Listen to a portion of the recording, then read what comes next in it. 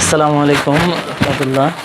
জি, আমরা এই যে ঘি দেখতে পাচ্ছেন, এগুলোই আমরা এই পাত্র থেকে উঠানো হচ্ছে, এই কন্টেনারে করেই আপনাদের কাছে আমরা ঘিগুলো পৌঁছায় দিব।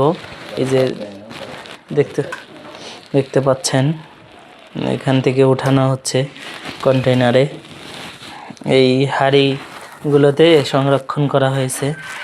আপনারা এরপরে প্রস্তুতগুলো আমরা দেখাবো ইনশাল্লাহ, কীভাবে প্রস্তুত করা হয়। এগুলো উৎপাদন করা আছে, দেখতে পাচ্ছেন সবগুলো হাঁড়িতেই এই এখানে সংরক্ষণ করা আছে। দেখেন অনেকগুলো হাঁড়ি এখানে উৎপাদন করে এখানেই রাখা হয়।